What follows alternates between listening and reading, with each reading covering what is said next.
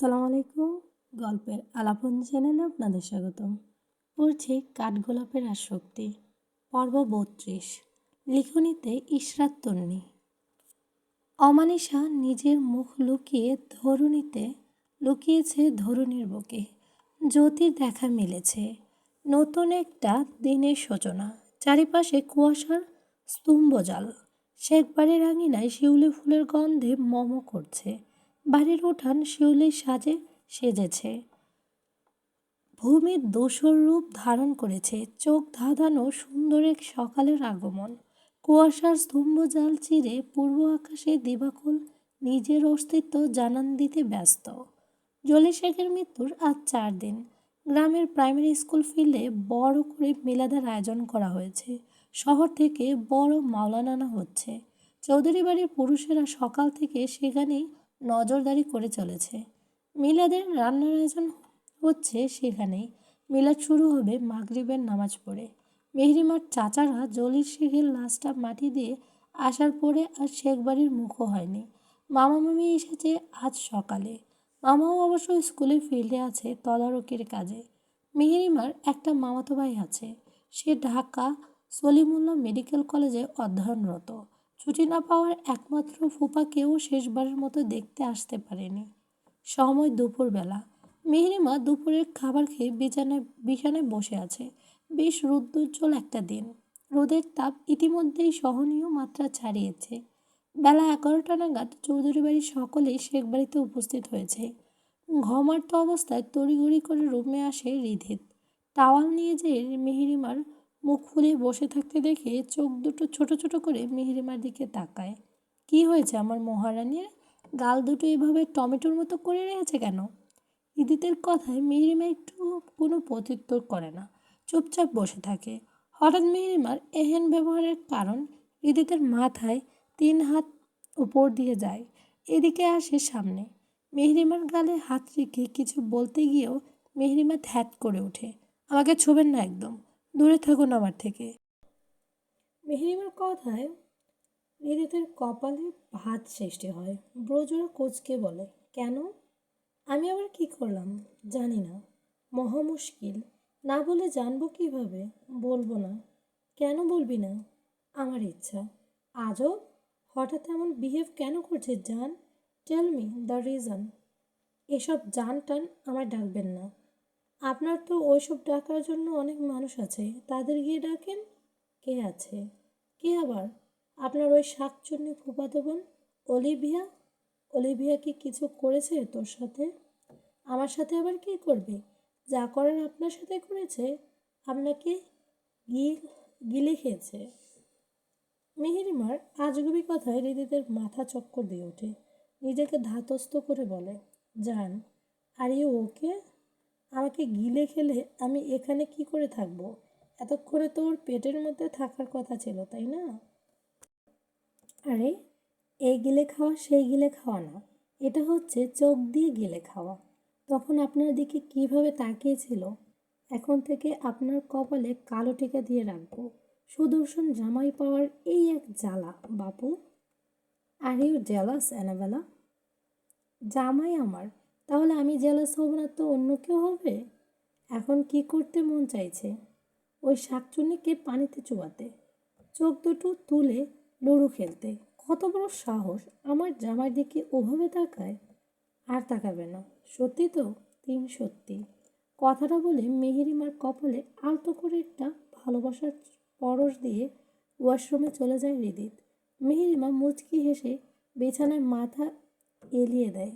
Minute 2 পর গায়ে কিছু টোকা অনুভব করতে মেহরিমার চোখ জোড়া মেলে তাকায়। কোলের উপর একটা কাগজের টুকরো দেখতেই মেহরিমার কপালে ভাঁজ পড়ে।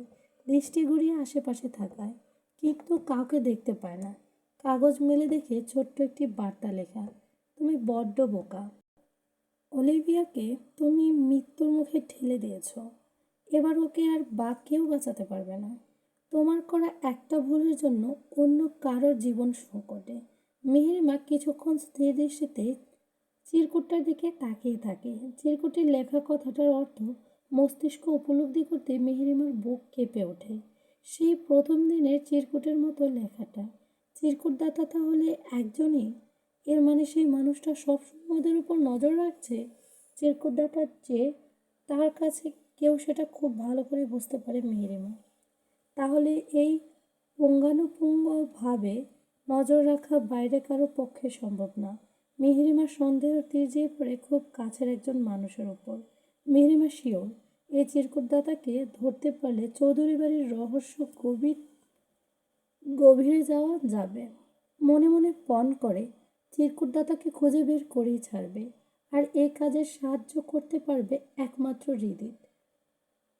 নিজের ভাবনায় ইতি টেনে মিহিরিমা কাগজটা আলমারিতে লুকিয়ে রেখে রুমের বাইরে চলে আসে। তৎক্ষণাৎ জানালার নিকট থেকে একটা মানব ছায়া সরে যায়। সময় সন্ধ্যাবেলা। গ্রামের প্রায় সবাই মিলাদে এসেছে।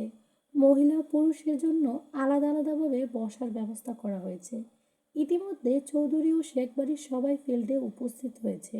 হৃদিত মেহেরিমাকে যত্ন করে গাড়ি থেকে নামিয়ে দেয়।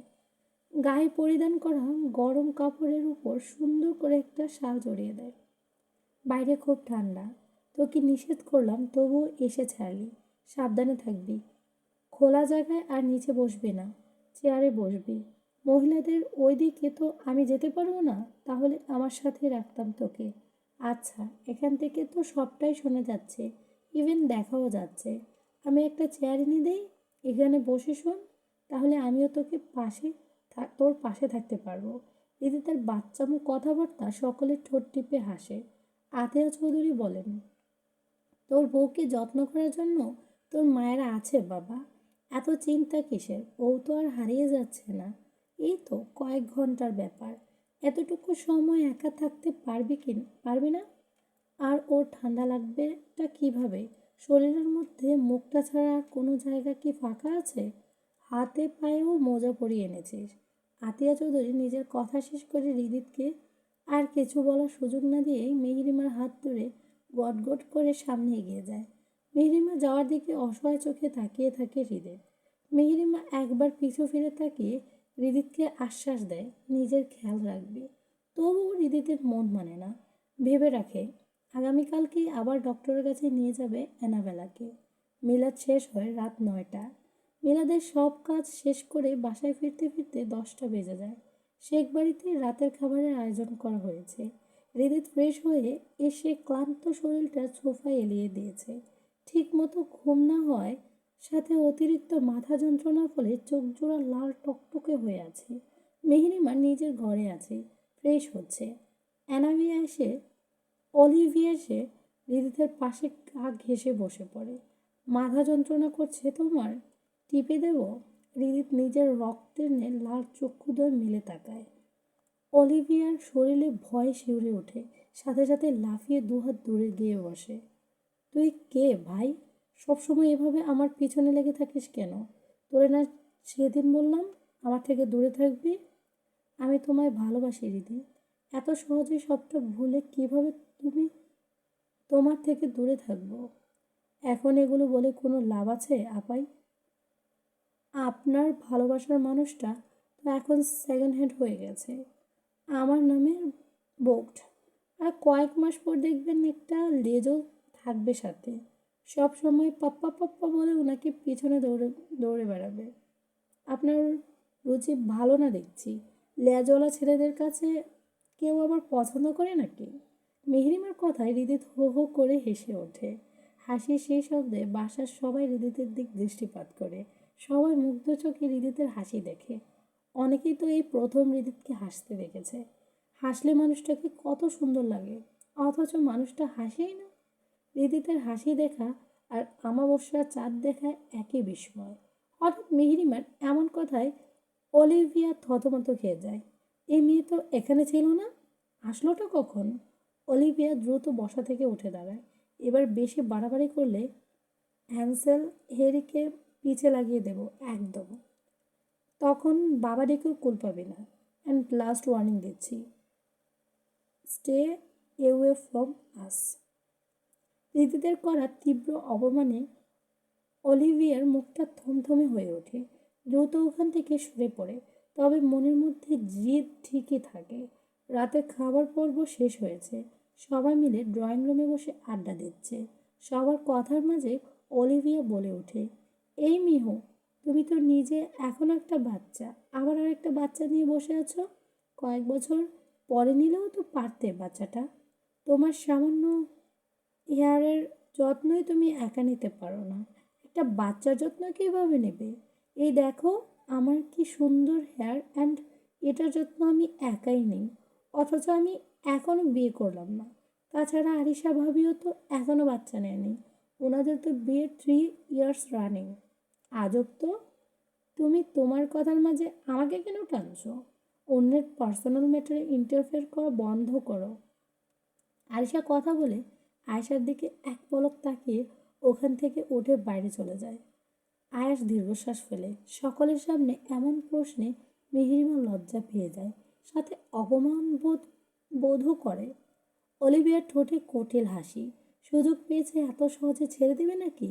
মেহরিমা কিছু বলার আগে হৃদিত নিজের গম্ভীর তীক্ষ্ণ কণ্ঠে বলে, বাচ্চা পালবে আমার ওয়াইফ, তোর এত টেনশন কিসের? নাকি নিজের লোং নোংরামি করার চান্স হারিয়েছিস বলে মাথা কাজ করছে না? আর তোর মতো মেয়েকে বিয়েটা কে করবে শুনি? কোটি টাকা দিলেও কারো গলায় জ্বলতে পারবে না তোকে। নিদিত, অলিভিয়া তো ঠিক কথাই বলেছে, তুমি সব সময় এভাবে আমাদের অপমান করতে পারো না। নিজের মেয়ের ভদ্রতা শেখান এমপির বোন। আপনাদের পরিবারের কারোর মধ্যেই ম্যানার্স নেই। মেহরিমা, রুমে চলো, রাত হয়েছে অনেক, তোর ঘুমের সব সময় হয়ে গেছে। নিদিত মেহরিমাকে নিয়ে রুমে চলে যায়। অবনী শেখ আয়রা চৌধুরীর দিকে তাকিয়ে মুচকে হাসেন, আর তাতেই আয়রা চৌধুরী তেলে বেগুনে জ্বলে ওঠেন। সকাল সকাল তাবান তাইফ আর চিদা হাজির হয়েছে মেহেরিমাদের বাসায়। সবার মুখে চাপা হাসি। মেহেরার রুম থেকে বেরিয়ে আসে। নিহিত এখনও ঘুমের মগ্ন। মিহু, বে না না, শুধু মিহু, তাড়াতাড়ি এদিকে আয়, একটা হেব্বি কথা আছে তোর সাথে। মেহেরিমা এগিয়ে এসে সোফায় বসে। বল। জানিস অলিভিয়া পেতনি কি হয়েছে? না বললে কিভাবে জানবো? ও তাই তো, তাহলে শোন। পেতনি পুরো টাক হয়ে গেছে, মাথায় আর একটাও চুল নেই, হাতে পায়ে সুন্দর নখগুলো নেই, বোঝা হয়ে গেছে, চোখের উপর ভ্রু নেই, দেখতে পুরাই সার্কাসের মতো লাগছে। আবার মাথার টাকের উপর পুকুরের নোংরা পানি আর শ্যাওলাও লেগে আছে। পেতনির পুরো রুমের পুকুরে কর্দমাক্ত শ্যাওলা পড়ে আছে। ছি, কি দুর্গন্ধ! নাক মুখ ছিটকে কথাগুলো বলে উচ্চ স্বরে হেসে ওঠে চিদা। সাথে তাবান তাইফও যোগ দেয়। সবটা মেহেরিমার মাথার উপর দিয়ে যায়। হঠাৎ এমন হওয়ার কারণ তা জানে না। সকালবেলা ঘুম থেকে উঠেই নিজের উপর সার্কাস চেহারা আর রুমের এই অবস্থা দেখে পুরো বাড়ি মাথায় তুলে ফেলেছে পেতনি। মা মেয়ে মিলে কান্না জুড়ে দিয়েছে। আচ্ছা, তোরা বস, আমি 2 মিনিটে আসছি। মেহেরিমা দ্রুত পায়ে হৃদিতেককে ডাকে। এই শুনছেন? হৃদিত কোনো নড়চড় না দেখে গায়ে হালকা ধাক্কা দেয়। এই শুনুন না। হৃদিত নড়চড়ে উঠে ঘুমো ঘুমো কণ্ঠে বলে, যান। আমি ঘুমানোর পরে আপনি গত রাতে বাইরে গিয়েছিলেন? উহু, হোয়াই? না, এমনিতেই, আপনি ঘুমান। মেহেরিমা আর কিছু না বলে রুমের বাইরে চলে আসে। ঠোঁটের কোণে মুচকি হাসি রেখা মেলে। মেহেরিমা রুমের বাইরে যেতেই হৃদিতের ঠোঁটে ক্ষীণ বাঁকা হাসি ফুটে ওঠে। আরামসে আবারও গভীর ঘুমে আচ্ছন্ন হয়ে পড়ে।